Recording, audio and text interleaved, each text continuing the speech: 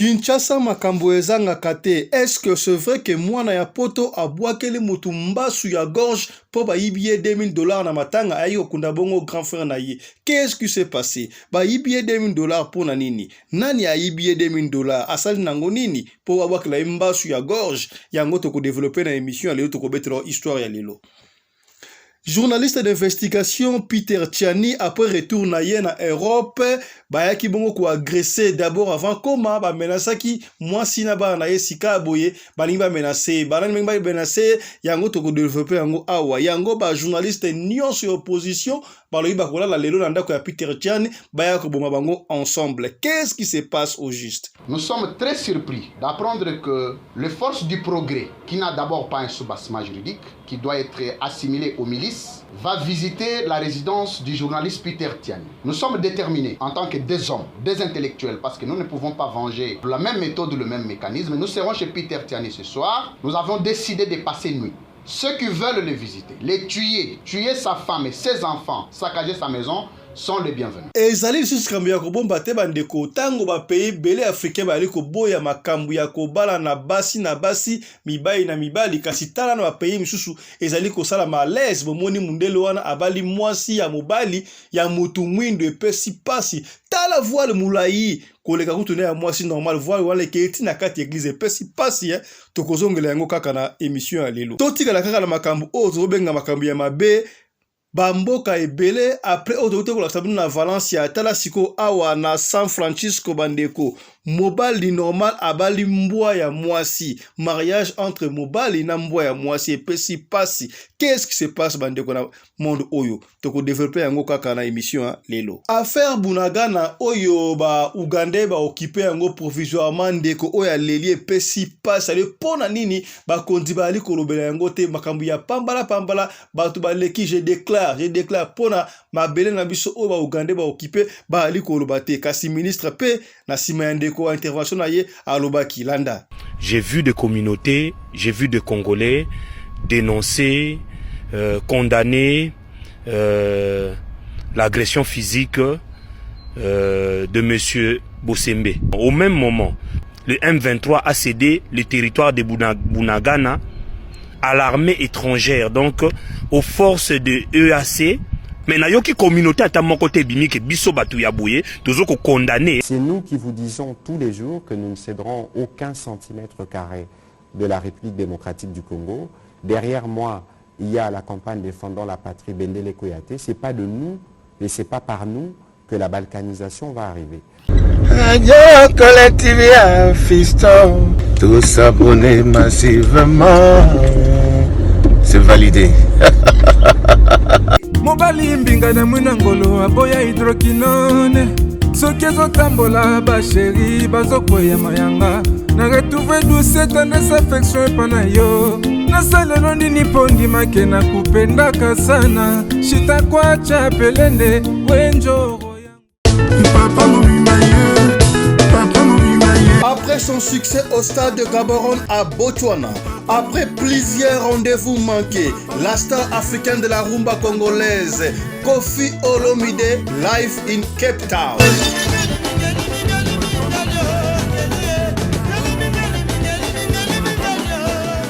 Hello Cape Town, hope you're ready for this one.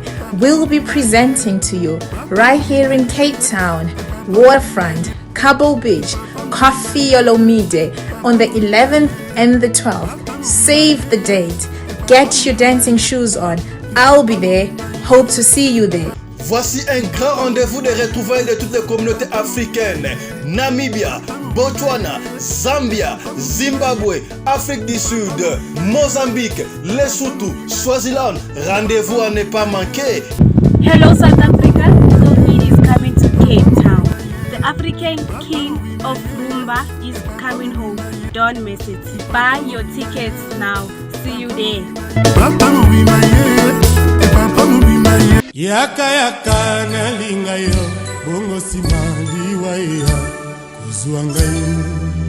Mbote na bino bandeko balandi ya Radio Lokole Télévision, merci na confiance pe fidélité bopesaka na programme oyo Radio Lokole masolo epa wapi tokuta na kapona ko solola makambo zali koleka bongo na communauté na biso africaine en général particulièrement ya biso batu ya Mangala kombo na ngai Fiston Pelende tata ya Sedek ya mboto banda émission tikato pesa mbote lo sako lo kumu na bato oyo basutenaka biso po sa bango biso tozali te tokei bongo na Cape Town na Afrika ngele Teongandu leader ya masolo umela Teongandu sans yo on n'est rien na bosanité Trésor Chikangu. L'homme sans complexe. Vous comprenez, hein? Et Yokani. Jean-Claude Mukendi, Liboka Pilipili. Vous comprenez, Liboka Pilipili, et si la kasolote. Jean-Claude Mukendi, Wumela. Talakuna. Shalako Mokondi Akapa, leader, Shalako. Vous comprenez, hein? C'est que bien. Donc, Batanga, Kombo, na yoka, Tika Batanga, wala ba staff, oyo ba Simbi Cape Town, Longonia. Osalaka staff yakala. Ozalaka muti ya mbongo akala tala ba nouveau venu batu ba Simbi Cape Town masolo o tolobaki te tolobi yambo to betelo lisolo oyo epesi pasi bana poto mwana poto abwakeli mutu mbasu ya gorge ya solo tika to développer ba titre o bomoni bongo na likolo wana epesi pasi bandeko to utai komona mikolo eleki awa mwana mboka confrère na biso oyo bamenasaki kuna na Paris epai ya bacombattant bamenasaki ye makasi Christian Bosembe bamurmure ekobima batanga ye kombo ya baconfrère mosusu badementir parmi bakombo oyo batangaki ezali kombo ya Peter Chani babi pareil ye ngakela pe vacances na poto Yé muto asali ke ba menacer Christian Bosembo, chose qui n'est pas vrai. Yango wana en retour to monaki ba la na bilili et pareil ba kena ko buku banda ko ya batu oyo ba menacer Christian Bosembo, on ne sait pas mais kombo ya Peter Chani ezali pe ko tangamba avant kuta koma nungu seulement déjà ba intimidaki libota na epesa ki pasi tango ye ba prometaki ye ke bazoya ba ko sala lumbe pe na Kinshasa ba ko menacer. Il paraît que yé muto à la base il y a menace il y a Christian Bosembe, chose qui n'est pas vraie. Pesi pasi yango ba journaliste nyonso tu opposition ba sangani balobino lelo tokola la epa ya Peter Chani soki ba civique wana bakoya oyo bazali identifier paraît ba ya ko boma biso nyonso tu pesi pasi yoka ndenge lisanga ya ba journaliste opposition ba ali ko loba bango molanda bango. Alors nous avons été réunis de toute urgence ce soir, nous sommes lundi. Pour fixer l'opinion sur une situation délicate. Tous les Congolais le savent que Christian Bosembe, le président du CESAC, a été agressé. Pas pour la première fois en tant que Congolais, il y a eu précédent par nos compatriotes de la diaspora. À notre grand étonnement, depuis cet après-midi, ayant identifié les auteurs, les commanditeurs de ces faits infractionnels du reste répréhensible, mais une tournure politique a été accordée de la part de l'UDPS, qui a ordonné depuis cet après-midi de faire porter la croix à Peter Tiani après son bref séjour en Europe pour des raisons privées. Nous sommes très surpris d'apprendre que les forces du progrès, qui n'a d'abord pas un soubassement juridique, qui doit être assimilé aux milices, va visiter la résidence du journaliste Peter Tiani. Nous sommes déterminés en tant que des hommes, des intellectuels, parce que nous ne pouvons pas venger la même méthode, le même mécanisme. Nous serons chez Peter Tiani ce soir. Nous avons décidé de passer nuit. Ceux qui veulent le visiter, les tuer sa femme et ses enfants, saccager sa maison, sont les bienvenus. Nous allons compter les incidents provoqués par l'UDPS. Après ici, nous allons passer tous nuit chez Peter Tiani en attendant que les forces du progrès envahissent la résidence de Peter. Donc les Congolais sont témoins aujourd'hui de ce qui va se passer et les conséquences seront tirées selon ce qui va se passer. Affaire Oyo ya Bunagana et ça a fait couler beaucoup d'encre. Toyebi ke M23 et se retira qui déjà na Bunagana batikeli et sikawana ba armée ougandaise ba superviseur ngoti ba contrat ba corps o ba sinaki ekoko kisamakasi et pesi bandeko passe balobi o ezali occupation ya liberté o ezali balkanisation te bandeko baleli ndeko bali komona wana leli alobi mais comment est-ce que makambo zaki ya pamba ba agresser mutu ba salibwe tout le monde avait parlé mais pour la kopesa biso solution makambo oyo ata solution moko to jute ba kondi bali kolobate silence des morts. Qu'est-ce qui se passe ndeko o ya leli? J'ai vu des communautés, j'ai vu des Congolais dénoncer, condamner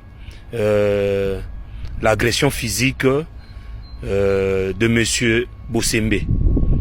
Mais hier, en même temps, au même moment, Oyo bandaki ko condamné par agression physique ya Bosembe, le pays, le territoire de Bunagana a été cédé. Le M23 a cédé le territoire de Bunagana à l'armée étrangère, donc aux forces de EAC, Oyo Bazali coordonné par l'Ouganda. L'Ouganda a envoyé au moins 5000 militaires. Oyo ba Congolais nyon son aminiti Oyo Baza au courant. Tous les Congolais au courant. Et du Kasaï, et de l'Équateur, ba Télémaki Lobby. Donc ba communauté nyon so et Télémaki Lobby. Ba association nyon so et Télémaki Lobby pour na likambu ya Bosembe. Bande konanga na minito tozo solo la Oyo, mabele ya mboka na biso ezana maboko ya ba Ougandais. Ok, toyebi très bien que ba Ougandais, ça fait des années ba ngona ba Rwandais, ba bomaka na kati ya mboka na biso. Les Rwandais nous tuent. Les Ougandais nous tuent depuis 1997. Mais na yoki communauté ata moko te bimi ke biso batu ya boye, tozo ko condamner ndenge gouvernement ke ko signer ba accord na ye po armée étrangère et à kouvana na kati ya mboka na biso. Pour vous dire que batu ya lokoso arrêtez avec le koso na bino. Parce que tous ces communautés, Bimagi Lobby, communauté Équateur, communauté Aboye, nini, organisme Boye, condamne. Mais allez-y aussi condamner. Parce que na minute to perdre ne mabele. Tozo ko perdre mabele. Nous avons perdu la souveraineté de notre territoire. Donc mabele na biso et commune maboko, ya bapaya. On se pose maintenant la question, Bande Konanga. Comment est-ce que ces gens vont sortir de là?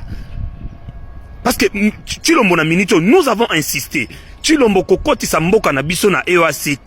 Les accords, en termes de droit, les accords s'exécutent de bonne foi. Mais Tozana interlocuteur au bazana bonne foi envers Bissoté. On a insisté qu'au côté qu'on signé un accord na EACT. Même Kabila Oyo Nani Hippolyte Kanambe n'a pas osé le faire. Mais Oyo soi-disant de père et mère, il est parti le faire. Pour vous dire que ce monsieur est au service de nos ennemis. Ce monsieur, c'est un traître qui a déjà vendu notre pays pour ses intérêts personnels et familiales. Yango zoko senga Congolais nyonso. Bino bato bozoko kangamao.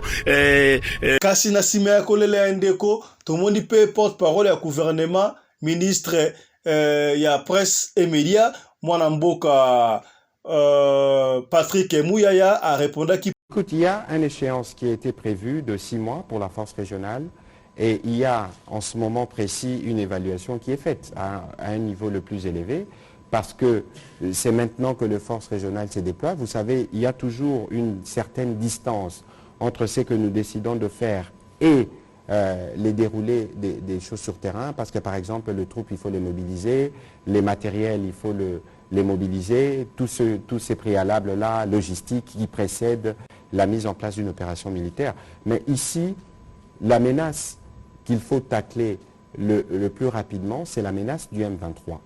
Et je pense qu'avec les déploiements qui est en cours, nous allons voir ce que cela donnera, parce que d'après les informations qui m'ont été transmises, il y a des mouvements qui se font en termes de retrait. Maintenant, il faut voir comment cela va se consolider. C'est pour ça que, par exemple, que le chef d'état-major ougandais est ici à Kinshasa pour essayer de discuter de ces sujets à un niveau plus élevé. Ici, il faut rassurer les compatriotes.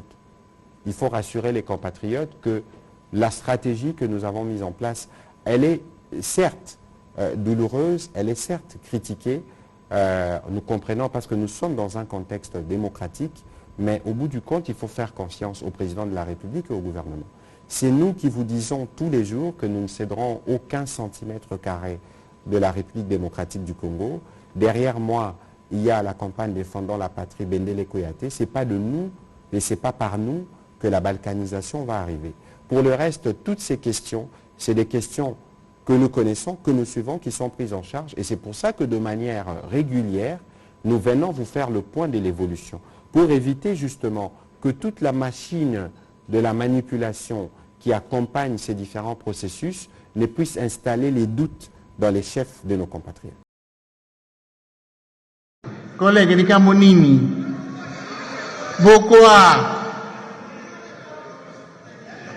collègue Nsafo,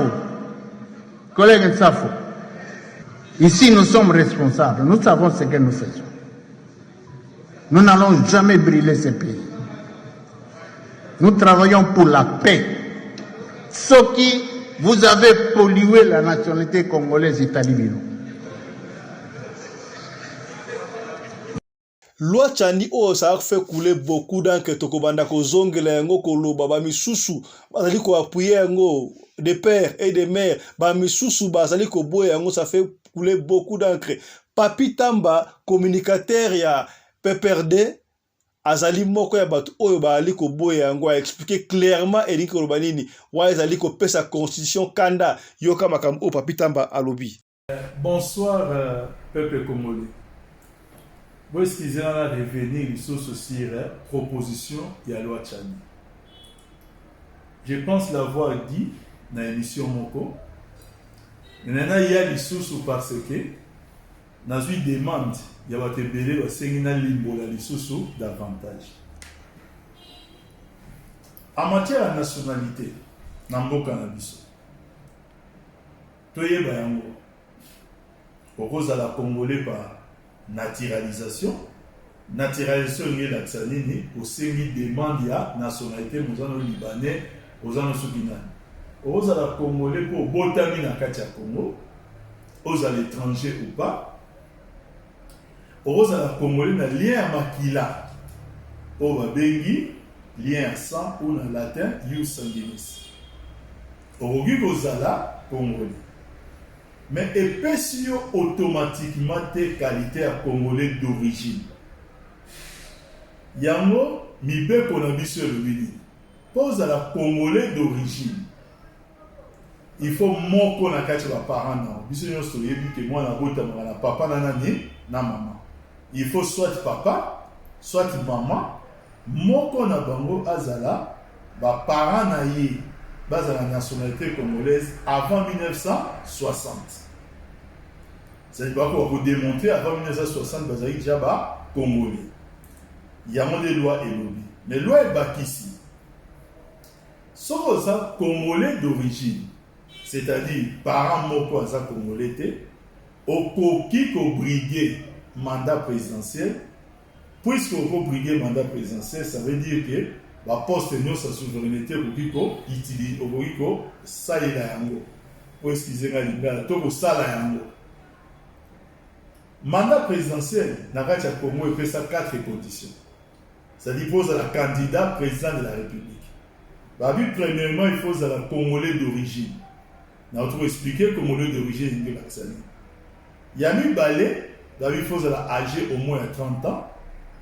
Il y a mis ça loi mongo na seni ozala na mibeko oyo ya seni ya loi électorale ozala frapper l'incompatibilité et puis quatrièmement ozala na incompatibilité par rapport à la décision par rapport à la sanction judiciaire. C'est ça ndenge mibeko et lobby. Maintenant Noël Tchani a une Noël Tchani a une proposition et a pour deux nyonso wana, c'est-à-dire quoi ata moko ya ba parents na yo Aza congolais, c'est-à-dire papa congolais, maman congolaise, ou EPCIO. Et là, on va bien nationalité congolaise d'origine. Ah oui, non. Il faut na papa, na maman. Autant à l'objet qu'il faut na papa, na maman. Vous voyez bien l'accent. Et bah déjà, on peut ça, Kanda, na constitution. Et bouki constitution, pour constitution, il faut ça parents, aux congolais d'origine, c'est-à-dire parents. Donc ça veut dire que proposition à loi ya Noël Tchani et que c'est la révision de la constitution. Dis-moi le dispositif voilà. C'est là où nous avons bien comme une tricherie, un dol. Pourquoi?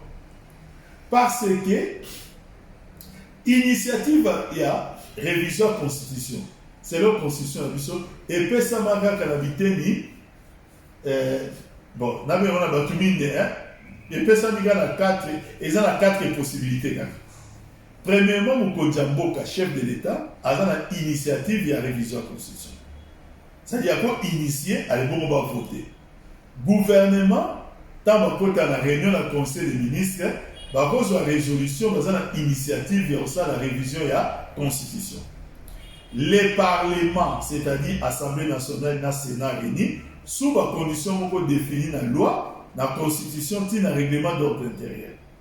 Ce qui wana et après wana, ils allaient peuple, pas citoyen moko. Mais peuple, il faut passer la pétition à 100 000 personnes, comme c'est le cas en Suisse. 100 000 personnes.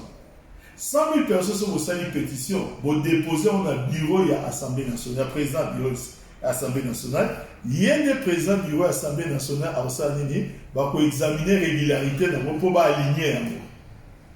Donc maintenant, aujourd'hui, c'est comme si on donne à Noël Tchani l'initiative, il y a révision de la Constitution, qui ne dit pas son nom. C'est-à-dire, il y a une proposition de loi où ils ont la révision de la Constitution. Esprit naïe, ils ont rencontré esprit à Batoutan pour ça, la révision. C'est une tricherie. Les députés, cour constitutionnelle, qui vont accepter un voter. Ce n'est pas possible qu'un citoyen, même soit un candidat président de la République, qui ait un prestige, comme s'il y a comme représenté 100 000 personnes. Voilà, chers amis, et là, je vais revenir demain. Pour ce que merci. ezali lisusu kambu ya kokamwa te bandeko tolobaki yango na ebandela bapaye ebele bazali koboya makambu oyo basi na basi babalana mibali na mibali bali kobalana babalana kutu na bapaye lokola Uganda soki bakangi bino ndengo wana ke mibali na mibali bobalana basi na basi bingo balana ezalaka ba sanction moko terrible même na République démocratique du Congo ba loi wana ekakate mais ba mboka msusu ya Afrika lokola l'Afrique du Sud elekaka nango ekomeli bango normal ba mboka ya mikili ya mpoto kutu koloba te komi normal tala lokola awa bandeko wana mundele wana mwana mobali noir wana mwana ya mwasi babalani na église bandeko mariage religieux epesi pasi tolo bandeni makambu ya nzambe oto kosuka ndenge nini nzambe yemoka lobaki mwasi il faut abalana na mobali ya normal pona basala progéniture babota batondisa mokili ba porter fruit nango parce que fruit ya bolingo zelaka mwana kasi oye kobi boye to mona ka mibali na mibali babala na kali to mona wana basi na basi babala na kaze ko pesa sengoto na yebite mokili oto kosuka nango ndenge nini ba papa na benda kabino chaque fois matoi ba mama ba benda kabino matoi makambu oyo zelaka ba sentiment moko démoniaque e bandaka peut-être na bomwana to surveiller ka bana malamu okomona bana mingi ya mibali aza mwana mobali mekomona ye soki abandi kokanga makanga mingi na bana basi il faut telemelaka ye opusaka ye musika ya bana basi okomona mwana aza muke aza mwana mobali mais ba geste kaka ya basi ezalaka très dangereux makambo wana tokendaki plus loin mpona kotalisa bino okomona ba jeune garçon subana o bana o babotamaka très beau omoni pena mwana mobali mais beauté moko impossible mwana mobali beauté lokola mwana mwasi bana mbali wana soko tali bango okomona mingi soko fini bamabe na ye ya kimubali okomona ebimisaka mai ezalaka très dangereux mais si ce peut être condamné te na bato babota makana ba sexe différent sexe mibale babengaka bango ba hermaphrodite bango akobota manela asala ba organe mibale ya mwasi na ya mobali alors andimi na physionomie boye na apparence na ye amindimele kasa mobali mais na sekuna alobi azali mwasi mais isengela bino bopona soko niko zala mwasi zalaka ka mwasi soko po niko zala mobali zalaka ka mobali a moins que to comme lokola bande comme ça uti komona bande comme ça bali ko changer bango penda ba partie génitaux azalaki mwana mobali basali opération parce que technologie évolué ba longoli eloko ya bana mibali ba tie eloko ya bana mwasi et puis il vit donc comme lokola elle vit normalement ça la ta ndengo wana malgré zali mabe là on peut comprendre mais yo ozali pena na bo pikili ki ba okundu banzoto okomi koto mwasi epesi pasi pour aller plus loin chose grave bandeko il y a encore de certaines personnes au mona azapena na mwasi na bana na ndaku ya zalaka papa soka siba na ke musala mwasa ke musala kuna ki okoma vewe kuna ki okoma mwasi epesi pasi ya kosaka te makamba boye ezo pesa pasi ezo ko déshonorer bana na nzambe te biso oto lobaka oyo ezala rappel prédication na mbala moko bokomi tote ya bino papa surveillera bana na pesi bino ba signe mike oyo kosala ke bo surveillera bana bino totikala kaka na makambo oyo ya bosoto lobenga ngo bosoto tosuki wana olie esukata na esika api mibali na mibali bazobalana basi na basi bazobalana kasi ekomi anormal ekititi na banyama bandeko motu tolobaki yango basinyaki lwana na Valence na Espagne n'est-ce pas ezaki na Valencia oyo désormais mutu mwana mobali akoki kolala na mbwa ya mwasi eza normal. Mwana mwasi akoki kolala na mbwa ya mobali tolakisaki bino yango kota na chaîne na biso kono komona bavotaki loi na parlement espagnol epesaki pasi tala sika boye toke na San Francisco bandeko na États-Unis d'Amérique epai wapi mwana mobali oyo bozali komona ye abali mbwa ya mwasi balati pe mbwa voile tala bandeko sika tokomi ete ya bino. Yesu Kristu alobaki je reviens bientôt. Boko bandomona ba signe oyo ekosala kenga na ina zonga. Oyo atamoko ba signe yango te. Est-ce que mutu pena abala na mbwa e ozandeni. E ozandeni ata yomoko. Makambo ona soko mona ezo pesa nga mutu ko swa na zo batela ko expliquer ondeni ngango na moni photo e pesi nga ndoto malili soki na tele image oko craquer ko kolia te zo pesa pasi ya kosakana te makambo ya boyi. Comment est-ce que mutu akoki kobala na mbwa ata yomoko mutu abala na animal vraiment ata bino moko ata ba bito protéger ba nimo wango tina niveau te e bandaka boye to moni mindele ba ali ko sala boye lobi ko mona bana biso ba to mwindu ba andi ko sala makambo et surtout bana auto botaka libanda bazaka ba copiste ba suiviste na kaka na makambo ya mabe makambo ya malamu mama kopiaka te bakopiaka makambo ya mabe bana o bazobota ma étranger papa mama benda bana matoi n'oubliez pas d'où nous venons. Oui c'est vrai bisto wit en Afrique to wit na famille songolo pakala makambo l'éducation le respect des parents des papa et maman c'est quelque chose de sacré chez nous les Africains. Le respect d'un grand frère, mutua leke na âge, grand frère zaka ate, grand frère propre, mutua leke na âge, papa to maman zaka ate, papa o abota biologique te, oh toi ça na yo, c'est quelque chose de sacré. Mais ba film o bana mabiso ba otala ga libanda. Ba o ba so mona ba série télévisée, na poto sika ba vana na pays développé, ba ko mona rôle normal, moi na yo gangela ka papa na yo. Moi lo gangela ka ya o aleke na âge lo bana o sali kutu koyoka te, mabe ya kosakana te. Okomona bana ba wana kopie boyeno ngape na lembi na nga mutu. Okomona jeune fille a juba déception kosakana te, a juba déception okomona esuka na nini akeyi o abana na mbwa ya mobali. Tout ça attention bandeko, nous sommes les Africains. Nous devons faire très attention. Très attention. Même bana biso ya baso ko maso ko 20 ans 21 ans baso ko kendaka mingi na ba magasin o batekaka ba jouer ya mibali e console na mibali vice versa ba jouer ya basi penda ebimi totika makambo wana. Nous devons consommer ce qui est naturel. Ce qui est naturel ba parents toteyamba tala makambo ya boy. Kengela mwana mama, kengela mwana papa, kengela mwana te comme la situation te po biso tozali bongo ba africain. Bande ko sika to ko betela li solo to ko umela mingi te yoka li solo o epesi passe ya ko tambo na réseaux sociaux pe ndeko moka bengi ngai na Paris ali papa fiston beta li solo oyo esameli camarade na ngai ndenge obaka to pesa ka ma solo pona obeta pona ko penye kaka bana ya poto. Asengi merci na émission oyo to ko lakisa oyo famille mekufi na France na Bordeaux pona makambo ya Afrique. A se plagi na conseil auto beta ki pa fiston pesa le conseil ko lembate continuera ko pesa ka conseil boy. Je salue maman Émilie depuis Bruxelles, mbotela maman Émilie na bosanité maître Sampino Lifuramba Putulu ya moto comprendre depuis Paris Oumela yepena confirma Radio Lokole TV je confirme yé passé na ba carton hein asala ba conteneur sur ba carton na yo lungu tuna kisasa benga maître Sampino Lifuramba il va te de ndeko mobali oyo afana na France a umela donc akenda kisasa te a umela plus de 10 ans akenda kisasa te abandaki ko milengela akende bongo kisasa boyebi soki jika alingo kende kisasa okomona mikolo wana azokende ba jean jime mwa mandefu ba boxer a pembe a se préparaki vraiment très bien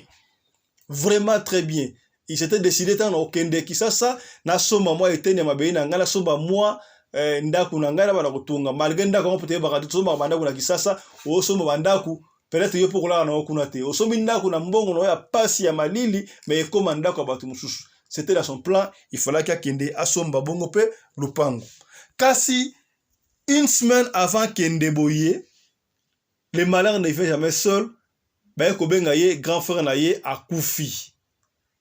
Grand frère na ye akufi et pesi passe ya kosakana te évidemment grand frère azali mo malade mike soit kende a bale ko tinda de mbongo mais ezalaki te que grand frère akufa grand frère ane ko futela quelque part na rigini bokomi tango akiti parce que grand frère azalaki na mwasi na ye na bana na ye bana mosusu basi bakola mwana ngo ya liboso azalaki deja mwa 25 ans mwana bon tozwi mwana 25 ans oyo ya liboso ya mobali wana boyebi ndenge ezalaka sikoyo esali ke grand frère akufi ye atikaki na une semaine akende ebongo Kisasa porome ya te boyebi soki moto akufi na Kisasa eke boza na professionnel motu moko azala na pote professionnel batikeli ocharge matanga te babisaka porome ya te ndenge grand frère akufi na zoya dans une semaine botia corps na morgue batindi mpe mbongo bazwi corps batie na morgue ya mama yemo jika mpe siko aye jika oyo falaki aya koduma aya vacances ya kosala makambo na ye me aye sikoyo na ndenge ya matanga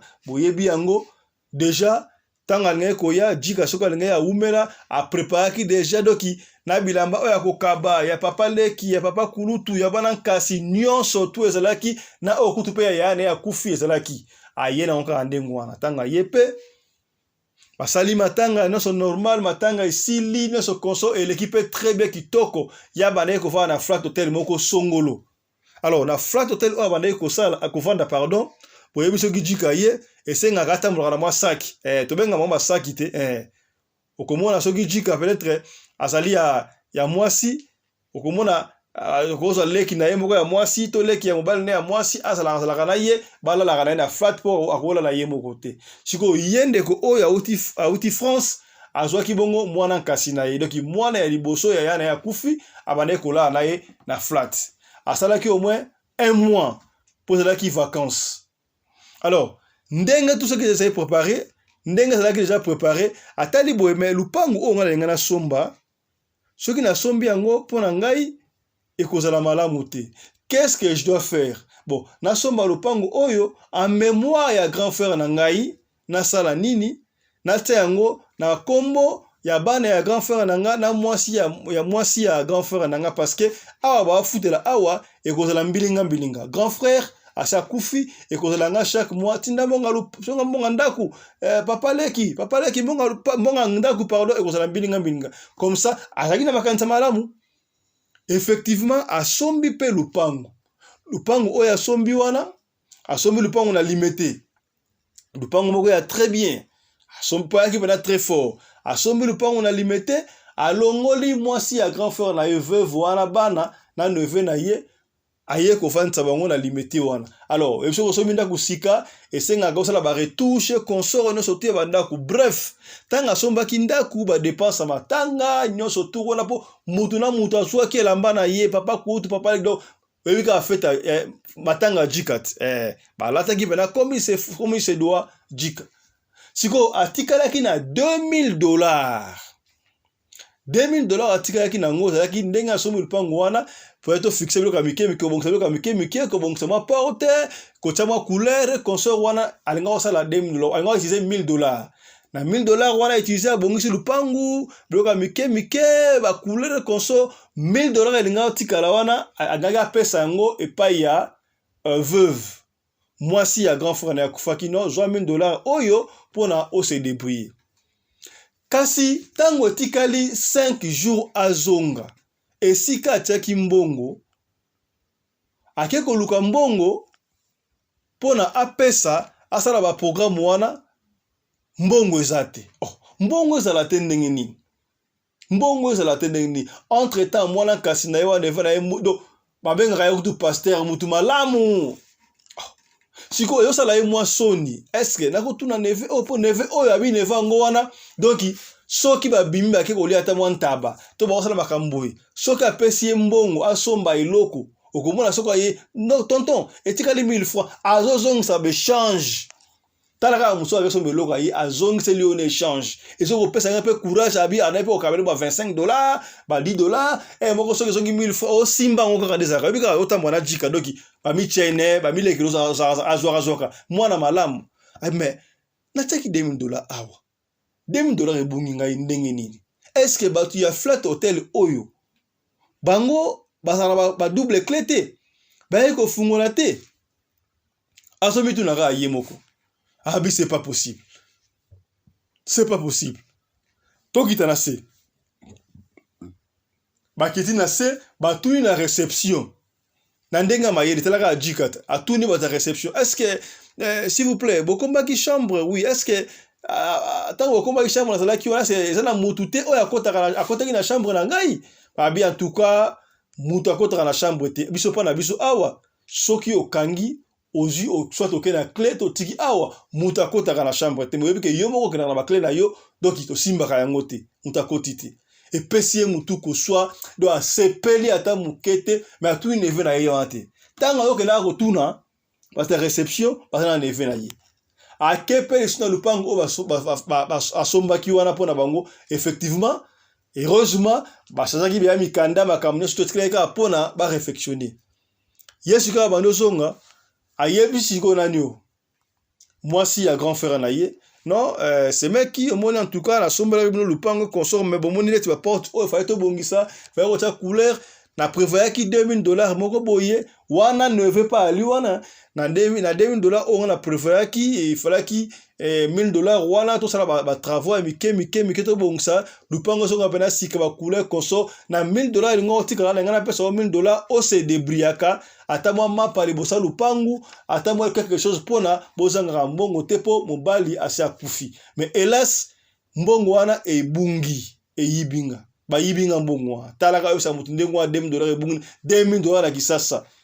Mais la veuve azukiol abandi biloba nani o ayibi mbongo oyo ezaka batu ya hotel ceux qui peut batu ya hotel ceux qui peut nani ceux qui peut famille na ngai ceux qui peut famille na ata nani ata mona na ngai ata nani. Mais aucune idée que la soginani yendenga aliwana akufa asalata accident akufa azwata mbasu pene ya gorge bandeko ba parole autre lobaka toteyaka butu tongo midi keba na ba parole autre lobaka yeba ko sa na contrôle surtout pour na biso bat autre ebi nzambe pour na biso bat autre yeba na nzambe okolo ba parole pamba ndengo unso zuyango ekiko kokisama kaka na ba parole onde ko alobaki tozela tokobwaka la mbasu pene ya gorge po yo ka kufa comme ça mbongo aso ayeko songi sangote akomona alobi ofaka loba ejika pe asepela kite bazongi pe na hotel fama songi na hotel un jour avant songa ayesu na lupango wana ayebisi mama wana en fait maman veuve moi si ya na ye bon ngana ozonga pome ate na tikelaki na moi quelque chose ya suka atikeli $500 abi $500 yango c'est meki de briller il fallait que ça $1000 mais na bundi kaka 500 etikaki na bomba ki ya suka na ngai kuna zonga nango na poto po na banda moi quelque chose taka la Afrique na umeli il fallait que ça na quelque chose pour na l'état il a se relancer mais pour me ate joa $500 oyo atike $500 wana mama continue kaka kosaka koloba donc itala azo pupola ba puta mutu asali makambu oyo aza na famille na ngai aza na wapi il faut yeba saki ya kosaka na te akeku dataki na kombo ya mort ke mutu akufi alanda ye jika pe azu avion na ye asali nini azongi na ye batikali esika batikali awa donc mwana nkasi azo sala ba boom ya kosakana te do soka azongi na ndaku mwana malamu talaka bozaki na jika timatanga ba monke jika pe na ye forme et considère que batinde une forme yaki et puis avec la forme ya vacances et bon on ya matanga konso oncle pe article là qui ba forme mususu donc jika osakana te diko nango 2000 shaba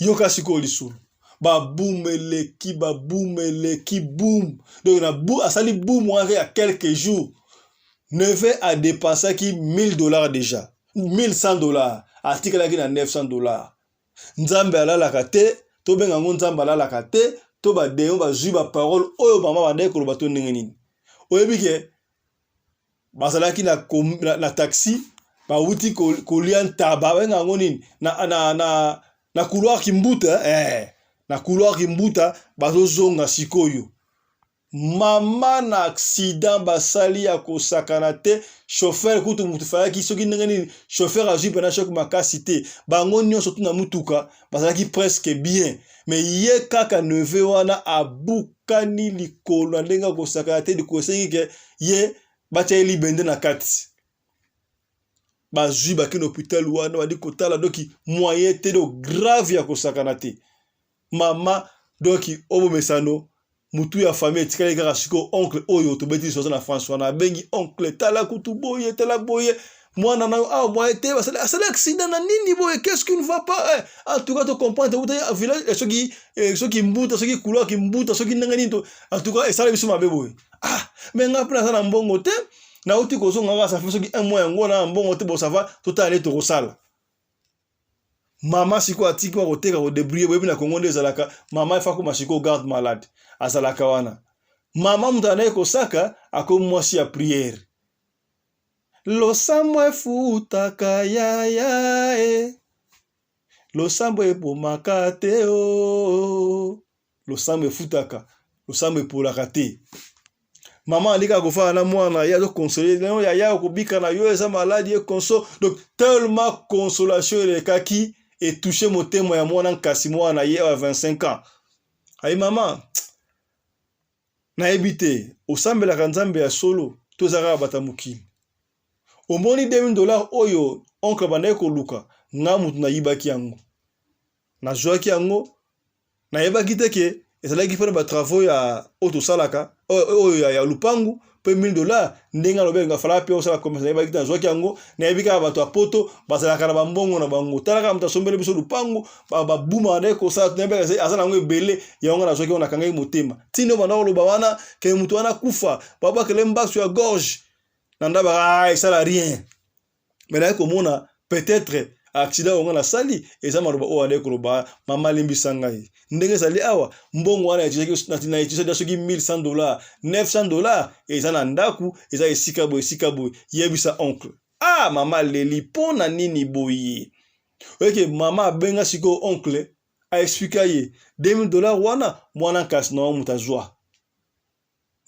na mutazwa tala boy kaka ndenge to expliquer bina c'est vrai mais quand mutema pona nitala siko passe yeye vraiment boy po meate muta pesi li solo masala il peut pas fiston masana nga wana abimisa sur $500 atinda lisusu atinda sur $500 ça va bo soigner ne surtout akomana ye kitoko qu'est-ce qui s'est passé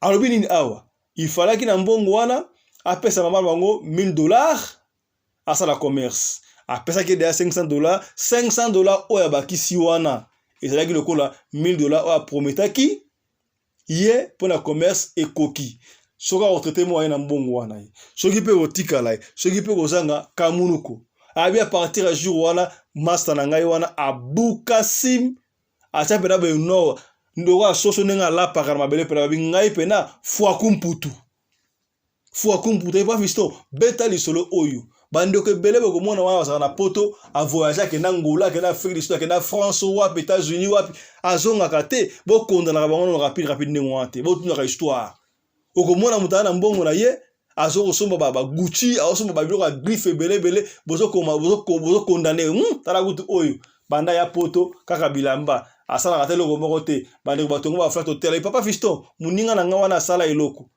lupango asombaki wana engoza lupango na ye mais a sacrifier yango lokola lupango ya famille atikelika héritage pa mwasi ya grand frère na ipo bana kati metama masalier ba luka ba benga etilelo ba benga ka ete ba yeba te ba kosoa ndenge nini papa fiston beta lisolo to peso beta lisolo au par rapport conseil au pesa ko baki ba to bazaka na kisasa en principe ba considérable sur le roi to kufa déjà ça pende ngwana po ba komona ka biso rare.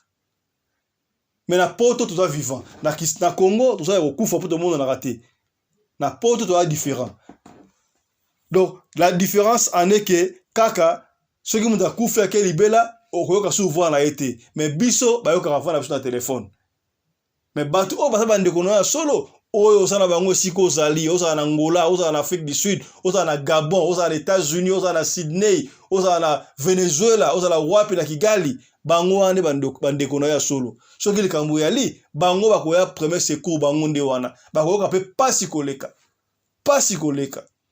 taka yo kena poto osala 30 ans na poto osala 25 ans na poto kena na âge ndo kena na âge à 25 ans peut-être oksali 25 ou 50 oye est-ce que maman la bino soko azali affection kozala affection na pas flatterie otini la ba mbongo baleki na yo affection kozala surtout o babotema nsima na yo mona bango te affection kozala makasi te tomona yango jika pena kitaboye mama o aye moko akomplota na bana na ye batela jika poison tobeta lisolo wana jika heureusement amona ba palpitation azonga poto rapide mais leki ya mwasi na ye akufa na kisasa tobeta lisolo wana eza na seku na sona na TV na biso okomona yango tala lisolo otobombela bino yango wana bandeko na ebite batu ya kisasa bazo kansaka lokola mapa ekoyaka na nzete na puto mapa ekoyaka na babuka yango lokola makasa epa bato babali banda bandeko bazo ko souffrir okoyeba te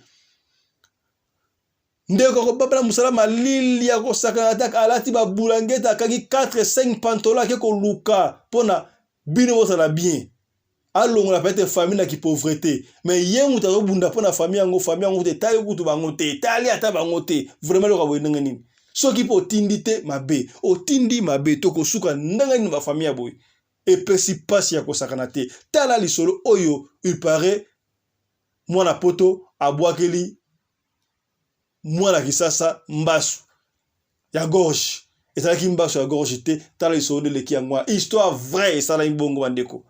Merci la confiance et fidélité pour faire un programme oyo to ba chaque fois soki ozana le solo ko beksa benga biso pesa lisolo na yo soki oboyipe ke totanga kombo to kotanga kombo te soki totanga kombo to kotanga kombo kasi soki po zui biso te tika kaka audio tika voice to kobeta lisolo kaka ndenge olingi to beta yango en plus soki to beti lisolo omoni ke za lisolo na yo et que to beti yango mabe version on de quoi pesa que ça yango te komi tungisa te benga biso na limemia to kozonga poto betela vraie version oyo pesi biso to sala ngo parallélisme to comporter croiser yango comme ça bato o batela rabiso papa ya boania ba mama ya boania ba ya boania na radio le collègue va comprendre qui dit la vérité.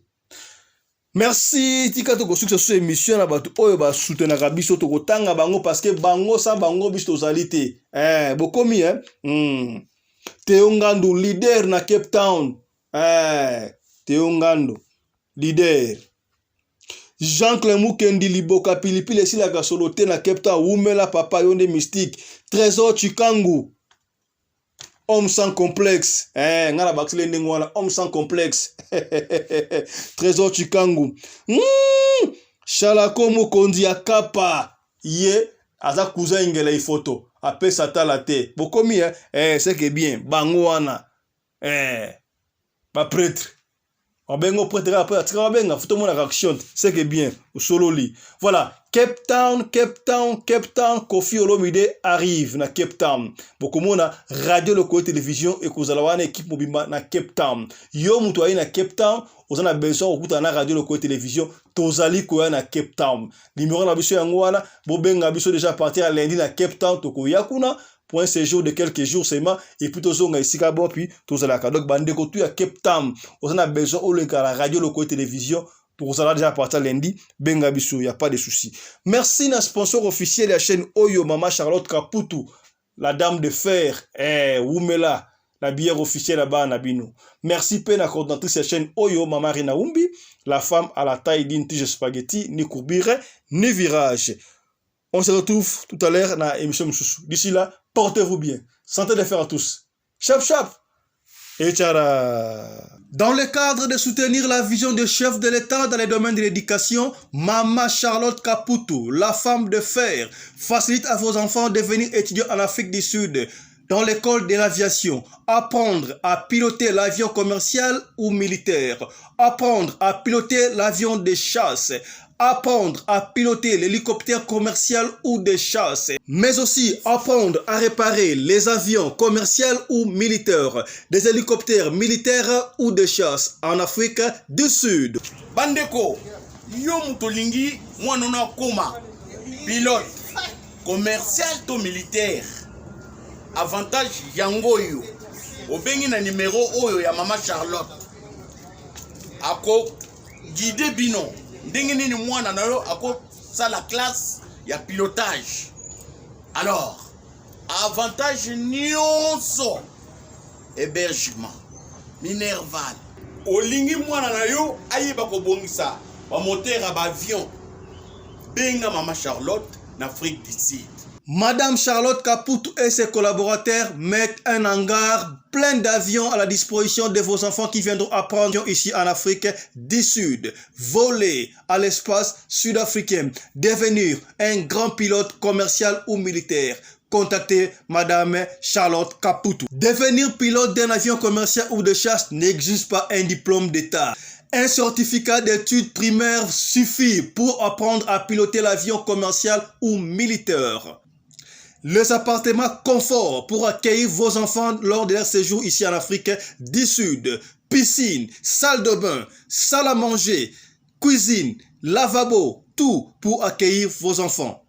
I stayed here from 1 year ago. People coming from Congo, you're very welcome to come here in South Africa. It's a Mama Charlotte space, very beautiful accommodation. They take very good care of us. Bino batu boyebi anglais te, alobi boye. Grâce à Mama Charlotte, lelo yo ba Tanzanien bazo yekola avion, baza mibale, mwasi na mobali. Et bon bino na Congo. Ozo zela nini? Pour tout contact, appelez-nous au plus 27 82 32 45 522 ou encore contactez Radio Locale Télévision au plus 27 61 88 58 455. Papa, maman, mwana noya koyekola kopusa avion militaire pe commercial, hélicoptère militaire pe commercial, kaka na certificat d'études primaires. Et bongo yozanga, hâtez-vous car les places sont limitées. Mama Charlotte Caputu, la femme de fer, tokumisa yo ndenge nini. Merci pour l'opportunité, maman. Pour l'habillement des classes de vos enfants, pour l'élégance de vos enfants, désormais, visitez le magasin Little People Shop chez Mama Charlotte Caputu. Little People Shop chez Mama Charlotte Caputu, l'habilleur officiel de vos enfants. Awa et pas Mama Charlotte. Moi namboka, bon monake, ba namboka, congolaise, tala biloko yako sala, et pas bapaya.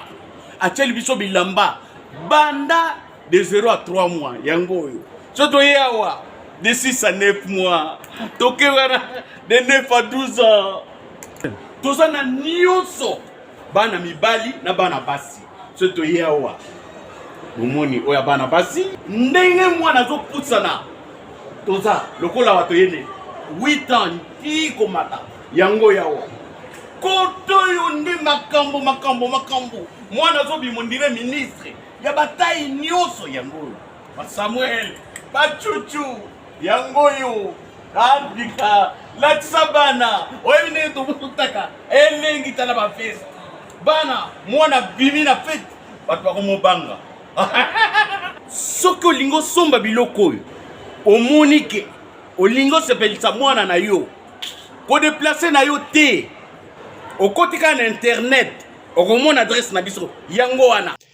Little People Shop chez Mama Charlotte Caputu.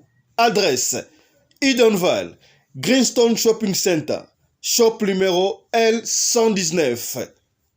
Téléphone 011 52 46 366. À Jamestown, nous sommes sur Meyer Street 183. Jamestown Town, Johannesburg, shop numéro 5. Téléphone 082 324 85 22. Place nyonso zali benga biso kotaka ligne benga biso teotikobila batine na ndako. Little People Shop toza na bilamba ya bana ya qualité olingi osomba kota na website na biso retrouver biso na Facebook toza online pe soko osomba partout na Afrique to délivrer bino na ba Korea na biso préférence ya malamu ya original. Donc, c'est la livraison à domicile. Little People Shop met à votre disposition l'achat en ligne. Allez sur Tekelote, tapez Little People Shop. Choisissez l'article de votre choix. Il vous sera délivré jusque chez vous à la maison. Mais aussi, allez sur Zando, tapez Little People Shop. Choisissez l'article de votre choix. On va vous le délivrer jusque chez vous à la maison. Visitez notre Facebook page, Little People Shop. Little People Shop, ya biso moko. Little People Shop ya bana mboka.